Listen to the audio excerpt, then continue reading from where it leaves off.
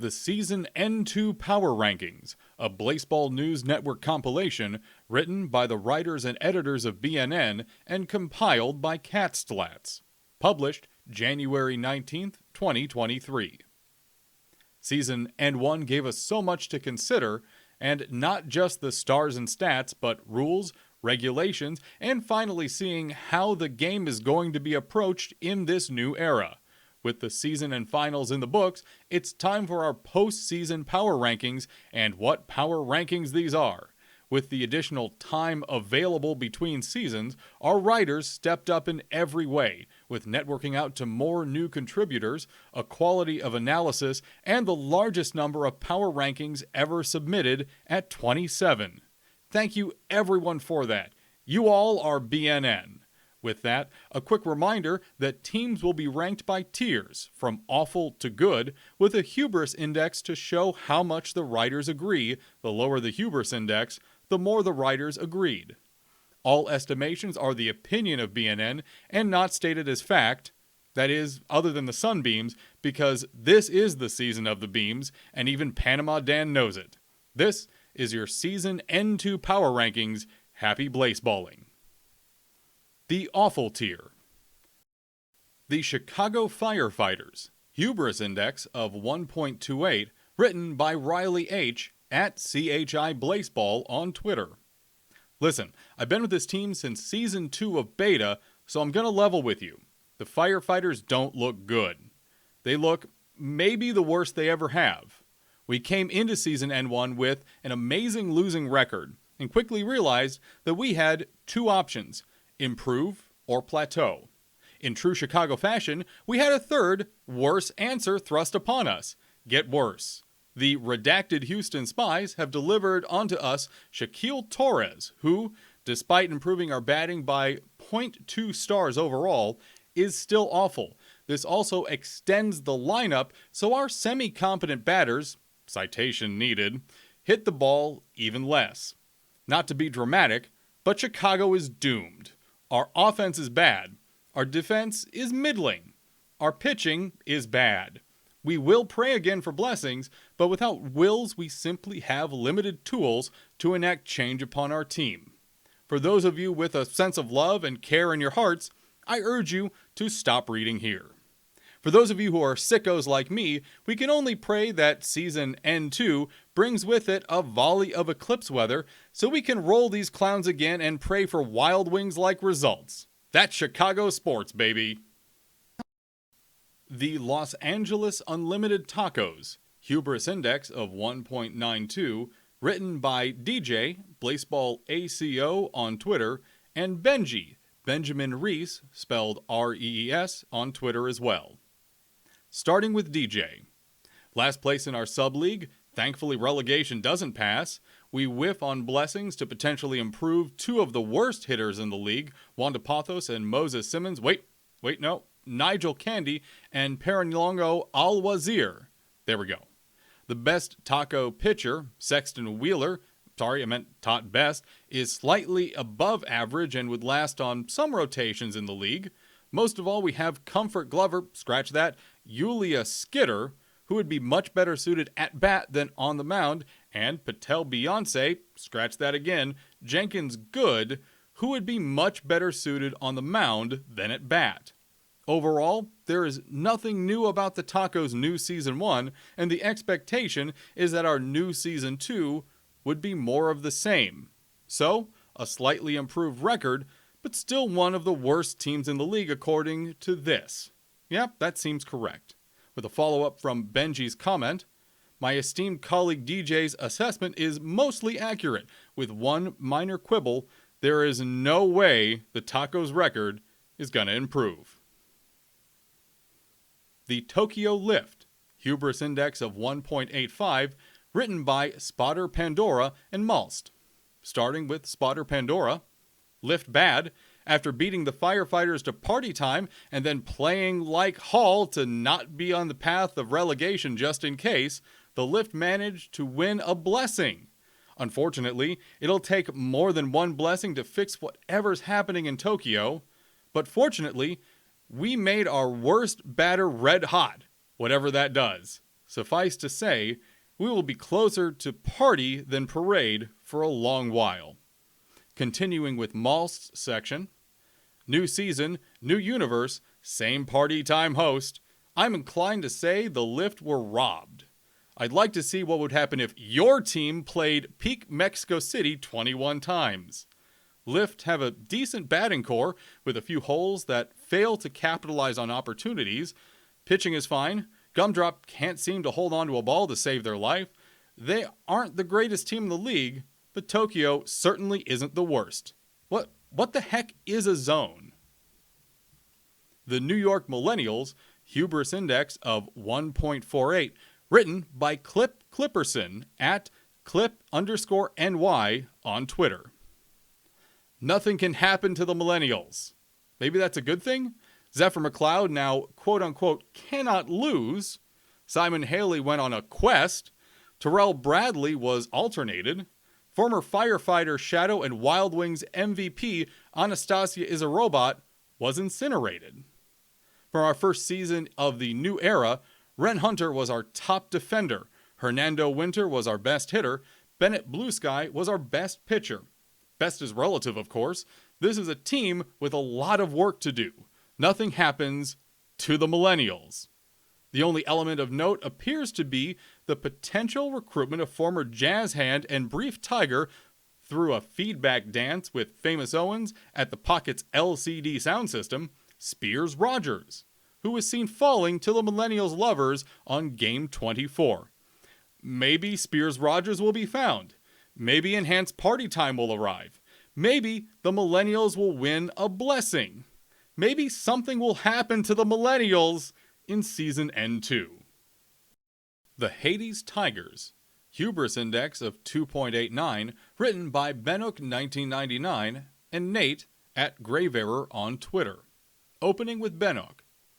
Well, the team from way down under did not start off the new era very well, finishing last in the second worst division of Blaseball and posting an uncharacteristically poor record.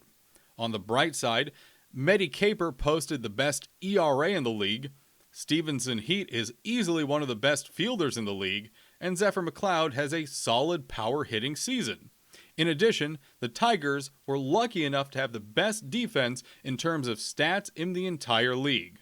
On the not-so-bright side, the Tigers have 3 bad pitchers, some of the most atrocious hitting in the league, and are in a division with the Shoe Thieves, the defending champions, who now have the best pitcher in the league, the Beams, who have far and away the best hitting in the league, the Crabs, who have the best batter in the league, and the Dale, a Season N1 playoff team that improved some of their weaker players.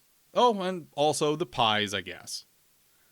In the election, the Tigers won the Yeet blessing, sending their worst player, Eddie Tumblehome, into the black hole, also known as Philly. The black hole supposedly burped out Frazier Tosser in return, but several sources have confirmed that he is buried under an inordinate amount of sand and will need some time getting unburied. Plus, the opening of the book led to Zephyr McLeod gaining the modification, Can't Lose, which means that he cannot lose.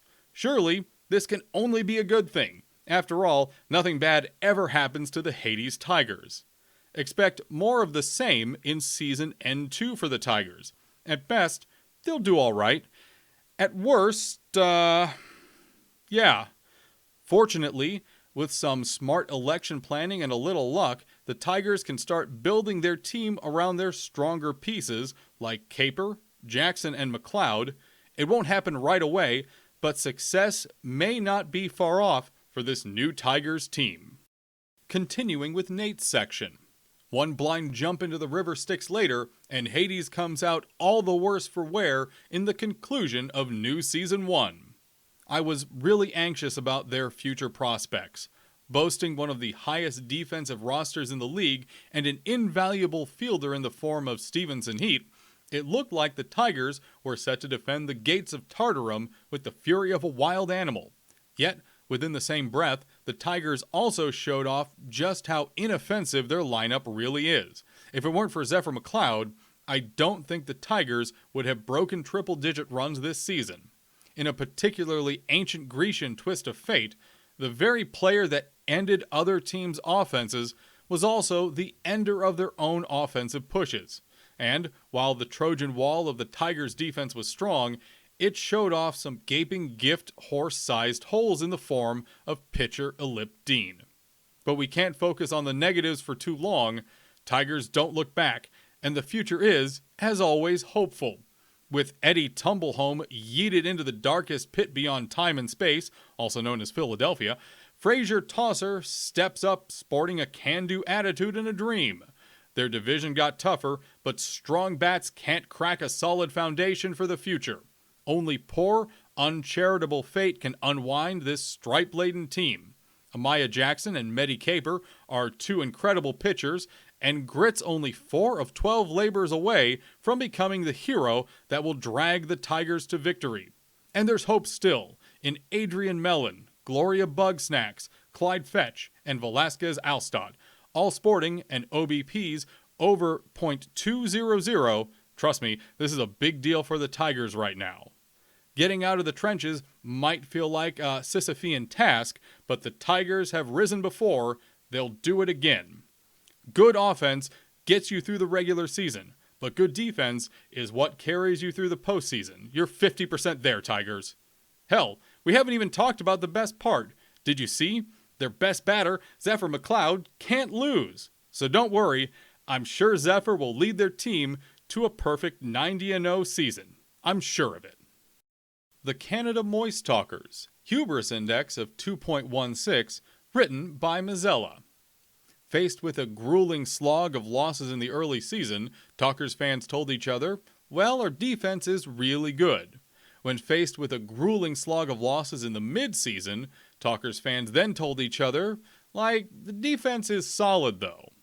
When faced with an improved performance in the late season, Talkers fans, downcast but no less moist, were found huddled in damp groups talking about wind sprints and running, and the defense is good, and we got Kulan Sageba, and there's Eris Street, Haley, just maybe next season if we can.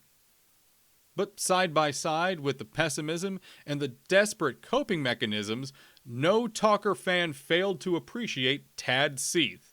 No Talker fan failed to cheer whenever Tad the Lad, the great gross hope, stepped up to the plate. And no player failed to pitch and bat their way into the moist hearts of the Talkers fans. The great games were won against tournament favorites, the Mexico City Wild Wings, and whimpering games were lost against the New York Millennials. In the end, it was a mixed season, but the stands were covered in spit, the sacred fluid flowed generously, and with enthusiasm was given. The future is bright for the Talkers. We say happy travels to Simon Haley as she embarks for the shadows on her Simon quest, and with wide, wet eyes, we stare at Abner Pothos in hopes that their pitch be true in the coming season. The mild tier. The Ohio Worms, Hubris Index of 2.94, written by IfBiff at BIFFIFH on Twitter. There are lots of inevitables in Blaseball. The fans will open the forbidden book, the Mills will get knocked out in the first round of playoffs, the Mints just need to fix their offense, and the Jazz Hands will have a season of silence followed by intense tragedy. And the Worms will always have a pitcher that personifies my hatred. Oh, it didn't start out that specific. The debut Worms season 13 pitching staff was historic as a full unit, 70% more walks than any other team in history. Then it was the garbage dumping seasons. Season 14 gave us the 1-13, 9.32 ERA Nan, who also brought the most discourse and conflict to ever be seen in Worms chat. Season 15 was 4-16 Luis Acevedo, with a bloated 9.9 walks in 9 innings. But all this was just a precursor, as my first true beloved was there the entire time, just below the surface, like the worst of warts, the barest of threadbares. There was Patchwork Southwick. Patchwork Southwick is somehow the Worms' all-time wins leader. That's also good for the highest franchise win leader percentage for any leader of any franchise. And yet, Mr. Patchy's wild ride is a manifestation of contradictions. A 4-time 20-game winner who lost every important late season and postseason game they started, an underhanded pitcher who gave up a mountain of runs to walks and hits. Patchwork always managed to be the second worst problem on a team with a few problems. Anyone who has read my rantings on Twitter, Discord, or here on BNN knows my antagonistic relationship with Patchy. Then, Blaseball was nullified. Yet the inevitable didn't stop. Throughout the short circuit, the Worms always managed to have that one pitcher I focused my anger upon, 8.90 ERA Esmeralda McCullard getting the ball over 1.71 ERA Ashby Swander in Gamma 3, Operation Skip Yaya getting all the way to the finals, only to have the final game of the final series go to Yaya Jupiter, 247 walks and a 6.69 ERA in Gamma 4. Now we enter the coronation era, where Nan fell on the first week of fall ball. I was concerned. Nan Slot went to the rotation, but he received a replacement, a fresh name, a new face, a blank slate. Plus, we had Winnie Hess. I declared in the last week's power rankings that, finally, after all this time, pitching was not the Worms' problem. I declared the inevitable to be dead, which of course was hubris. I give you the new Nan, the patchier Patchwork, the oh no of Yayas, Nathaniel Wilds. 3-15, 5.70 ERA, 5th worst in the ILB, 6.76 walks over 9 innings, 2nd worst in the ILB. How I hate them so much. These Worms will be terrible. The Dallas Stakes, hubris index of 1.89, written by Ophelia at Dallas Stakes on Twitter. Hubris! I was right! Stakes are bad, but not as bad as I thought. Vanilla Okidoki turns out to be the powerful pinch hitter of the Beta Stakes dream, hitting a blistering 28 homers, putting them in second in the league. Abner Wood and Agan Espinoza round out the hard hitters with serious ferocity of their own. The rest of the lineup, where it fails in batting prowess, seriously makes up for in defense, with the 3rd best defense in the league and a 3-hole 4-star defensive players and a rotation not to shake a stick at. Hey, wait, what's Archie doing there?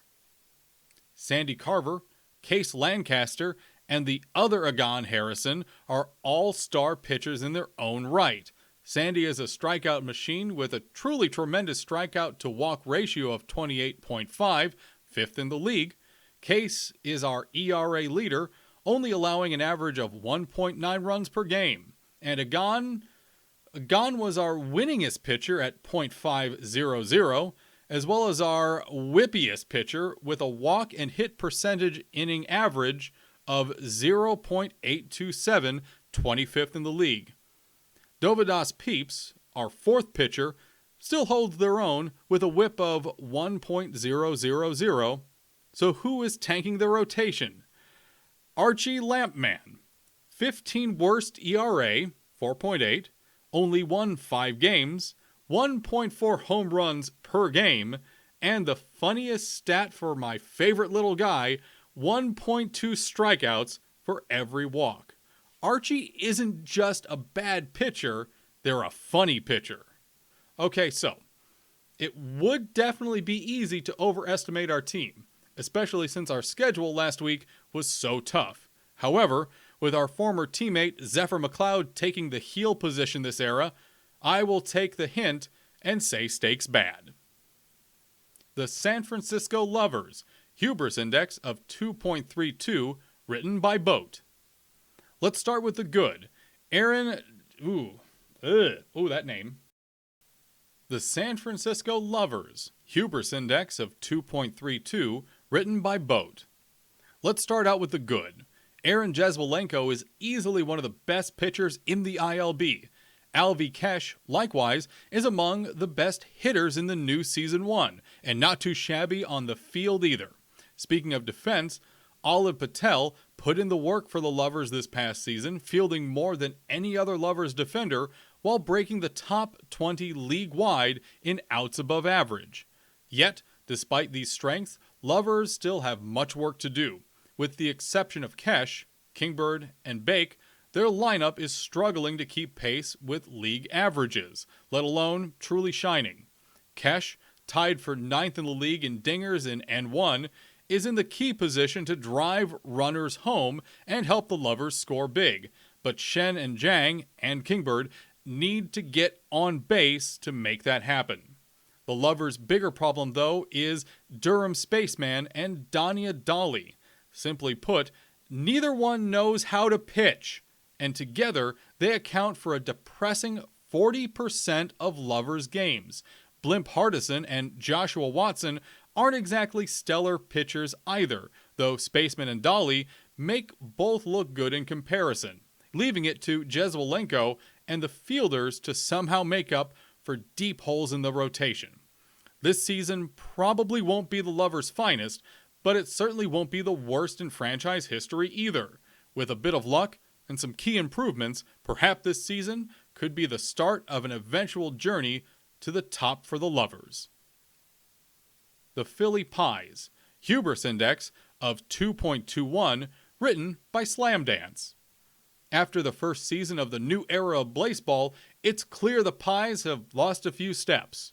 The Pies started the season tied for second worst team statistically, but thanks to some diamonds in the rough, finished a respectable 14th in the league and were in the hunt for the playoff spot right until the end. Unfortunately, the Pies came up empty during the election, and facing down a league that has only improved around them, the Pies are in for an uphill climb. More than ever, they'll be leaning on ace pitchers like Marco Escobar and Steels Clark to pick up the slack. This next season might be a Sisyphean struggle, and the team's likely to slip in the rankings, but true flans known to never estimate the Pies. Hungry dogs run faster, and the Pies might just surprise you. Now, if we could just get Eddie Tumblehome to leave the locker room and go back to where he belongs. The Houston Spies, hubris index of 2.36, written by someone who placed this document on the desk of Agent Kit. Last week went all according to the plant. Nope, strike that. A perfectly average team, nothing to see here. And, as planned, we have decided to go on strike. Placards are available in locker. Get a strike. My apologies. The Houston Spies are on strike one. What does this mean? If you find redacted, redacted, redacted, redacted, redacted, redacted, redacted, as the ticker once said, spies on strike, it's in their blood.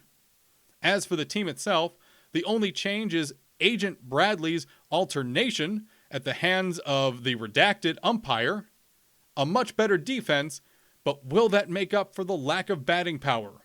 Only one thing is clear, spies redacted. The Miami Dale, hubris index of 2.83, written by Scary Gary at Scary Gary AK on Twitter. Nothing ever bad happens to the Florida team. This week is no different than last week. We whimsied our way into the new randomized players, which, in all honesty, didn't feel that new at all. Our 2.8612% got alternates called for Edric Tosser, making them slightly better, Una Manhattan, making them slightly better, and Sergei Shortvat, making them slightly less better.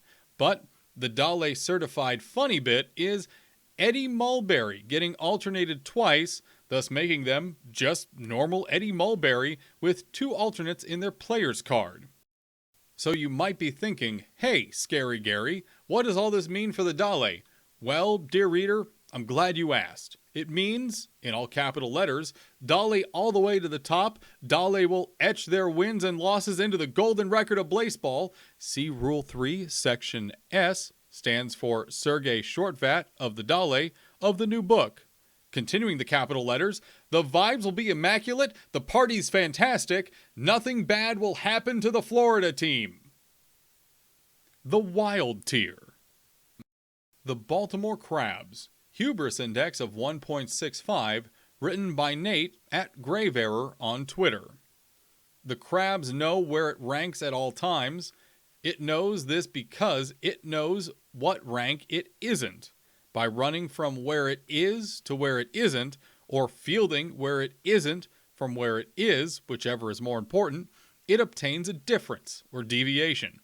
The black hole to crab psionic connection uses deviations to generate corrective team changes to move the crab from a ranking where it is to a ranking where it isn't, and upon arriving at a rank it wasn't, it now is.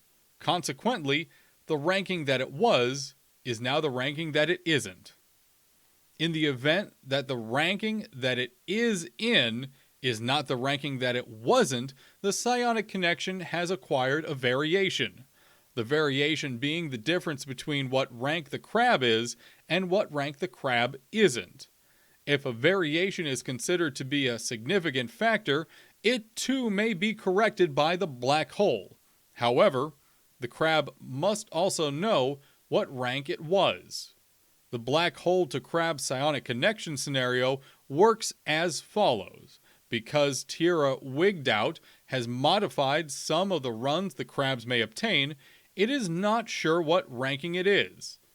However, it is sure what ranking it isn't, within reason, and it knows what ranking it was. It now subtracts what its ranking should be from what ranking it wasn't, or vice versa, and by differentiating this from the algebraic sum of what ranking it shouldn't be, it is able to obtain the deviation and its variation, which is called hubris. Thus, since the Crabs placed 13th in Season 1, Crabs bad, it stands to reason the Crabs will be placed at least 11th in Season 2, Crabs good. Expect this to flip-flop for the next 6 seasons.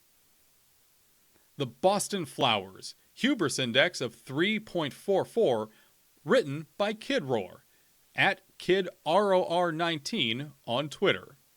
The Boston Flowers started off Season 1 looking good. The team had one of the highest average running and vibe stars in the league, and our pitching punched above its weight with 2 players, Spears Taylor and Amir Murphy, showing up on the strikeout leaderboards on day 23 in first and tied for 4th places respectively. The only thing that seemed to be missing was a solid batting core. As the season went on, it became clearer that the team was missing more than just a batting core. The team had more holes than an old wheelbarrow. The lineup featured the second worst JT in the league, among other notable bad hitters such as Kelvin Drumsolo. Our fielding was awkward, with Jenkins Ingram eagerly fielding everything they could, even though they probably shouldn't. Meanwhile, Jessica Telephone stood around instead of using her high magnet to score outs. As the days went on, our pitchers started to fall off the leaderboards as they couldn't make up for the weaknesses in our batting or fielding, and we ultimately failed to make the postseason.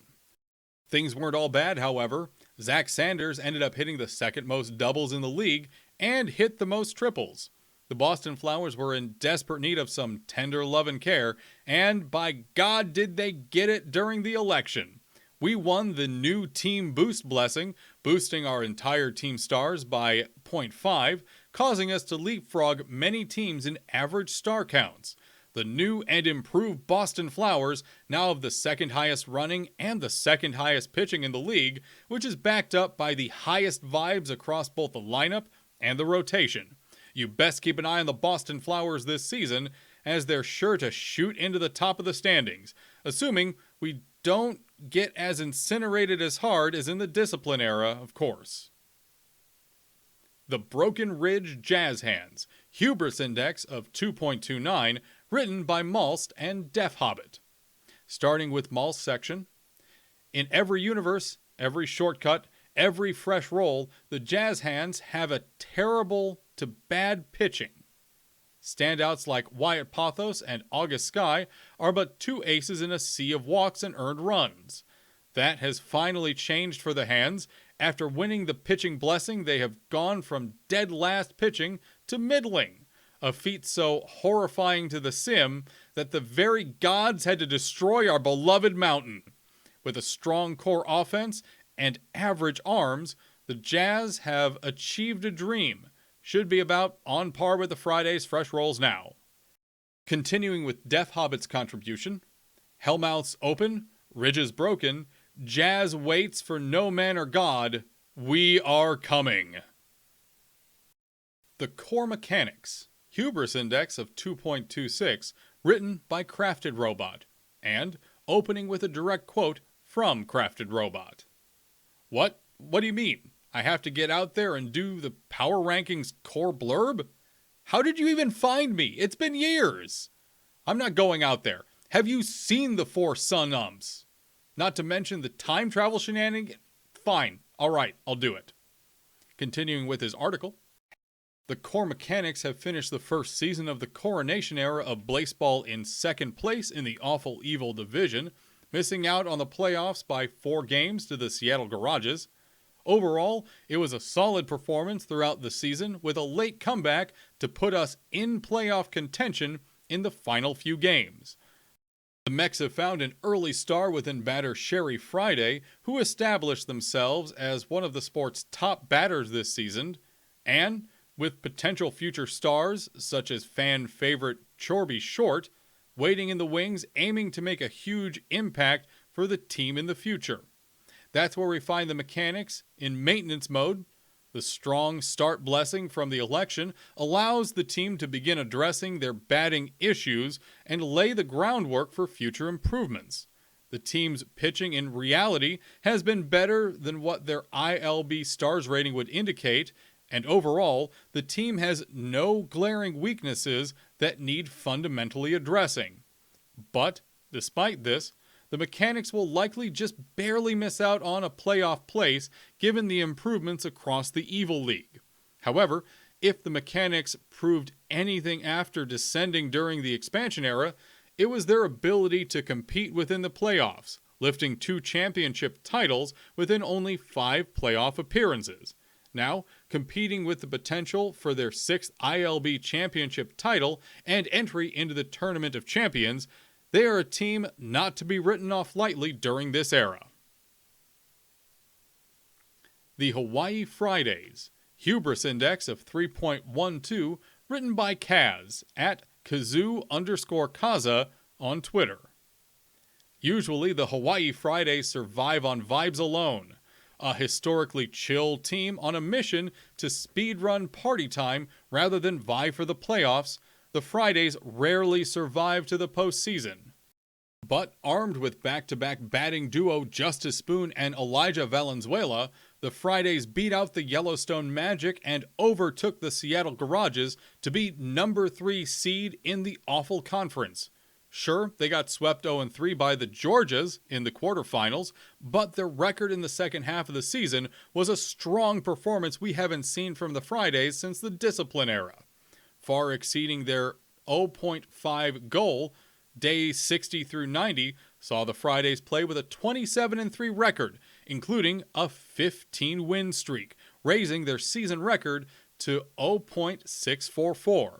The Fridays even held their own against the season leader, the Wild Wings, to win a game with Anastasia is a Robot, may they rest in violence, at the mound. Looking forward to Season 2, the Fridays earned the Shore Up blessing, with approximately 10% of the vote, boosting pitcher Svetlana Dickens' stealth, running by 5 stars. Though this does little to help her in the pitching rotation, you never know what position you'll find yourself playing in Blaseball. Usually a strong new Season 1 fall ball showing spells a potential end to the Fridays' consistently mediocre, but fans will be relaxing on the island time regardless of their team's performance in the Coronation era seasons to come. As a new fan, I'm happy to get acquainted with our new players and see what they have to show. Most diehard longtime Fridays fans are happy to have Elijah Valenzuela back and hope he can take on the Coronation era with the same anti-establishment enthusiasm that has defined the rest of his Blaseball career. For now, we're all staying tuned to see what the umpires throw at us in the offseason. The Seattle Garages, Hubris Index of 2.97, written by Incognito8, with no apologies to RuPaul, and Vivi. Opening with a musical parody to the tune of RuPaul's Call Me Mother by Incognito8. Guess who's thwack in the house? Flannels flip-flapping about. Fine fresh hitting 'em bats to 11. Our logline punk small ballin'. Other teams sweatin'. It's tens on the scoreboard with no doubt. Triples like wow. Doubles about to end this drought. Singles so plentiful. What hole in left field? Should be criminal. Why defend when our hits are this loud? Now they call us thwackers. Continuing with the rest of the article, the Garages are once again postseason hopefuls in new Season 2.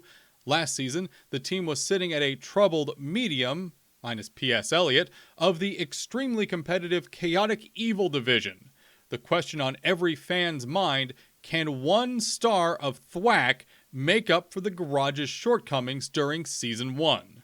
The Magic are sprinting ahead, and while the Wild Wings might be down, they're certainly not out of the picture. Does the team's improved offense make up for the hole in left field, or pitchers like Timmy Vine, who just can't seem to manage a good parking job? Can the Garage's defense keep up with other offensive teams, or will they be running circles round the moon, minus Naha Grizzle? Will our friendship with the Yellowstone Magic be destroyed by bitter intra-division rivalry? I know the answers to one of the questions. Never park it besties. Questions abound. All I can say for certain is I'm excited to see some more positive contact with Detroit 30-30 from rising stars Chamber Simmons and Dion Gamage. The good tier. The Atlantis Georges, Hubris Index of 2.02, written by Jasmine at WayCoolSlide on Twitter. If historic precedent is any indication, one thing remained true going into this era, which is that the Georges continued to be completely ignored by the Blaseball gods. The Georges managed to avoid any and all consequences from the Forbidden Book opening, but they also won exactly 0 blessings in the election, which, instead of ending up in the hands of teams they were already competitive with, like the Sunbeams, Shoe Thieves, and Mechanics. For what it's worth, I think the Georges are still going to be pretty good in Season 2. Nothing has changed about them since the last season, where the Georges were among the best teams in the league, with batting talent like McKenny Vaughan and Juan Murphy, and a rotation that would be consistently good if not for Justin Alstott. The Georges remain one of the most well-rounded teams in the league. Compared to other top contenders, however, the Georges don't have a lot that especially stands out, which ultimately I think will be their downfall. That, or the downfall will be inclement weather. The Georges have never been one of the league's luckiest teams. Who knows when one of their star players will be incinerated, or worse, banished to the shadows by a falling night triumphant. Expect good things from the Georges in Season 2, just don't expect one of those things to be a championship. The Kansas City Breath Mints, Hubris Index of 1.87, written by KidRoar at KidROR19 on Twitter. The Coronation era started off fantastically for the Breath Mints. Landing in chaotic good, by far the weakest division, we made it to the postseason unchallenged off the back of a top-tier rotation featuring lead best pitcher Plums Blather, and an albeit mediocre offense. The more things change, the more they stay the same. Despite its mediocrity, our lineup still featured stars such as league home run leader Stretch Sutton and defensive powerhouse Brooklyn The Rock Nottingham. We lost to the eventual Season 1 champion, the Charleston Shoe Thieves, in the quarterfinals, making us arguably the second best team in the league by the end of the season. Naturally, the Breath Mints' extreme organization came together for the election, resulting in us winning the Yeet blessing and ejecting offensive anchor Jess Treadwell into the black hole. We didn't win Yeet? Okay, then Jess was shadowed by the shadow play, right? We didn't win that. What did we win? Nothing?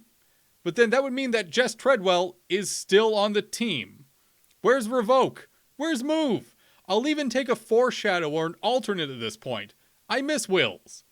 Regardless, the Breath Mints are still goo and will remain a top contender going into Season 2. The Yellowstone Magic. Hubris Index of 2.32, written by Dan Hahn. Hey, that's me. At Leto, L-E-T-O, on Twitter, and Nate, at Graveerror on Twitter. Opening with my segment. The first season of the Coronation Era brought some stellar vibes and energy to Yellowstone, from opening up with some Friday Night Magic alongside the Hawaii Fridays to the returning Inky Rutledge leading our lineup.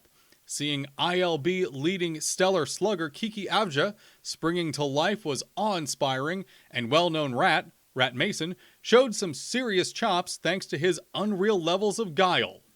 There were truly shining moments for many players on the Magic roster as a whole, which unfortunately ran into some serious trouble spots in the form of ILB champion Mexico City, Baltimore, and Canada. The last two of which seemingly had Yellowstone's number despite less than stellar performances against other teams. Season N2 for Yellowstone is already looking way uppy, and not just because the extra stars for the lineup from elections. There is, however, something else that Yellowstone can do right now to secure an all more assured victory in new Season 2. They get out the shovels. Why, you ask? Because life's a garden and you gotta dig it. And what better to dig out of any garden than one of the greatest Boston Flowers players of all time, Jacob Just a Guy Haynes. During a game this season in the Park, Jacob Haynes fell from the black hole without striking a player and thus was buried without entering any shadows. That's right, 5.6-star former amazing slugger and possibly the worst base stealer of all time, Jacob Haynes. Following in the fate-laden footsteps of King Weatherman of Season 12, Jacob would be a stellar addition to a lineup already ready to pop off, with the consistent home run and on-base power that he brings. On top of that, it's vital to remember that Jacob's just a guy. A frighteningly normal dude who can hold his own against the supernatural and magical forces on a daily basis.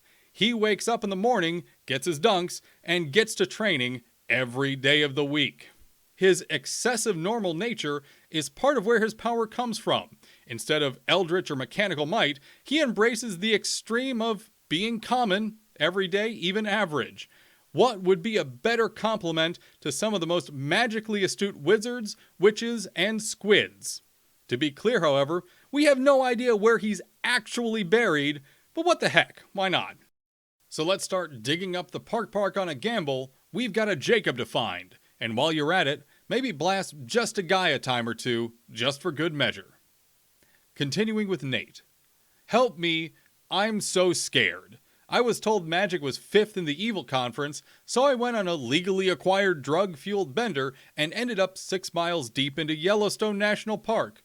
When I awoke with a fright, I stumbled and crawled my way through dense forest, rocky crags, and wet water until I finally made it to the gate out of here. As I gasped and raced towards my freedom, I was stopped by an imposing figure. It was Demet Cabrera. They were 18 feet tall, the equivalent of their current star count, and spoke in a voice that shattered stone. I can't quite recall what they were saying because my ears ruptured from the decibels they were belting out, but it was probably something about needing a pass. I do not have a pass, so now I am not allowed out. There was also something about a fine, but I don't have any money, so I had to go back the way I came. How the hell did I get in here? How in the hell do I get out? Did I wake up in a new dimension? Why is everyone telling me Magic has the highest defense rating in the league? Someone else has to handle what's going on with the Magic because I've clearly woken up on the wrong side of reality. Whatever happened to all bats just right Yellowstone Blaseball? The Mexico City Wild Wings. Hubris Index of 1.02, written by Spludge237. I went to Anastasia Is a Robot's funeral today. I'm paid to. It's literally my job. But also, I wanted to.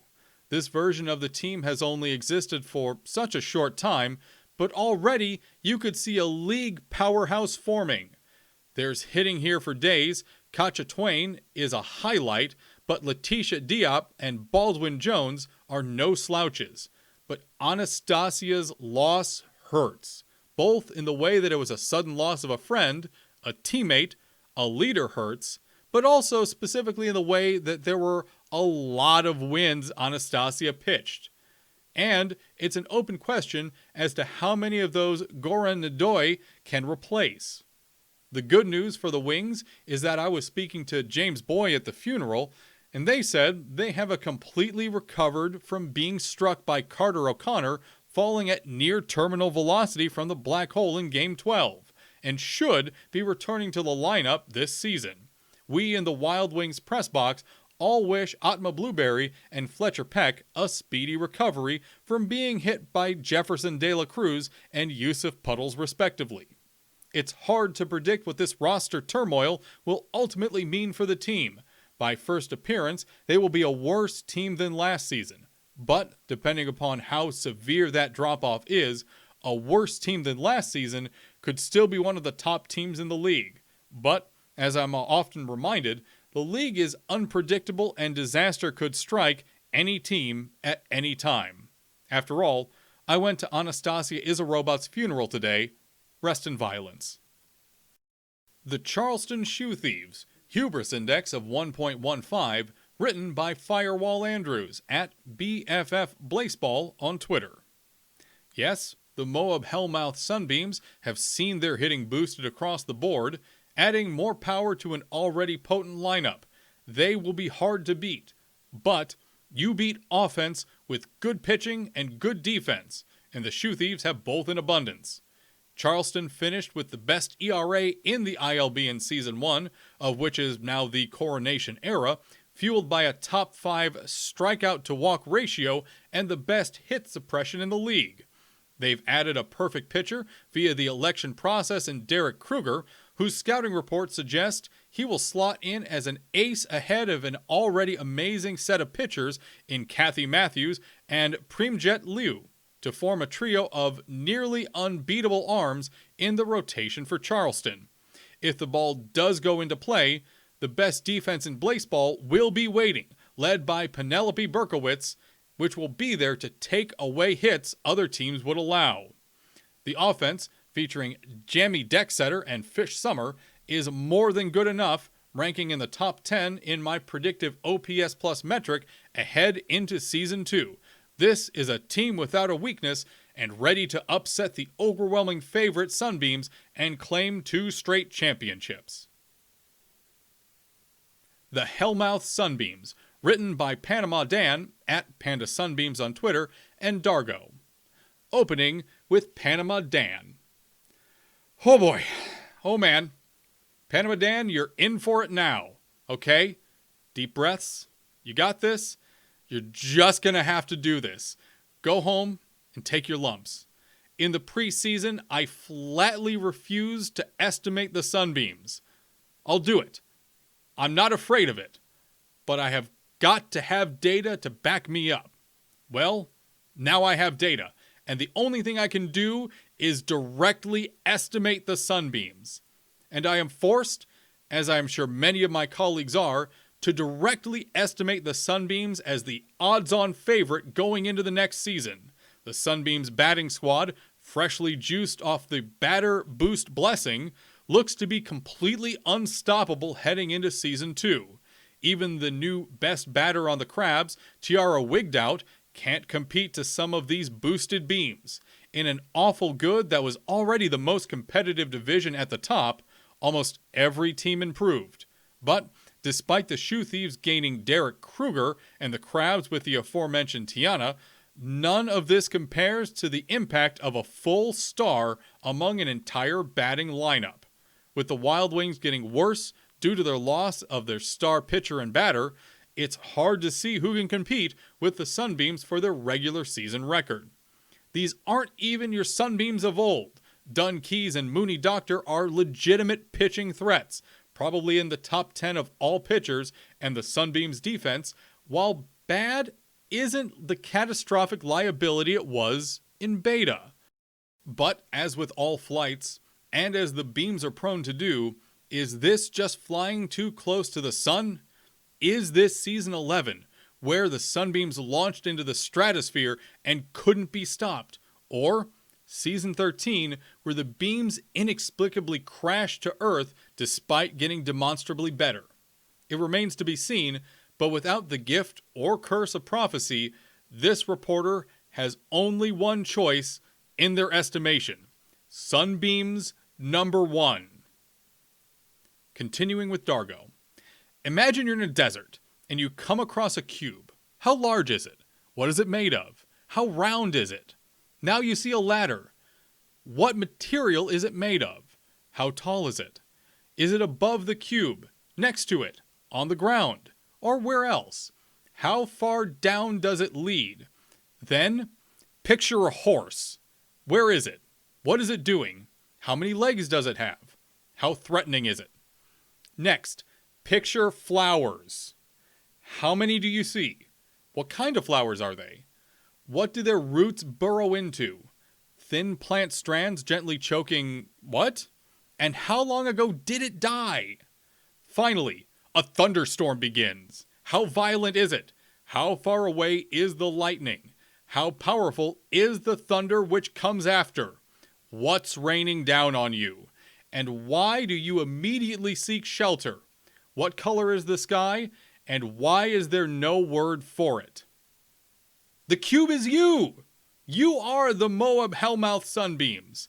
It's large because you are strong and a confident team, coming off a great season and an even better off-season. It's floating because you plan to soar above the rest of the division, carried by the immense power of your offense. It's made of glass because your defense sucks ass, but that's okay. The ladder is your division. Chaotic Good is a deep, dark hole where you, and most dangerous teams in the postseason, the team who wants a ring the hardest despite the game being rigged against them, the ILB's most consistent, successful team from way down under, the greatest team in Blaseball history, and the Baltimore Crabs try to shiv each other in the dark. And there's only so much space on that ladder, and the blood makes it slick and slippery. The horse is a symbol of your ideal self. That's why it has many legs, with human hands that can hold many, many bats. Flowers signify your legacy. They're bright yellow sunflowers, rings of gold representing the many you are expected to win, growing on the corpse of your previous unestimatable self. The thunderstorm reveals your fears. It's directly in front of you, hanging over your clear future, and it drizzles down shoelaces, because all the bats in the world may not matter if you can't hit the ball into play. That's your Season N2 Power Rankings from the Blaseball News Network. We'll see you all at blaseballnews.com for more stories and insight over the coming season.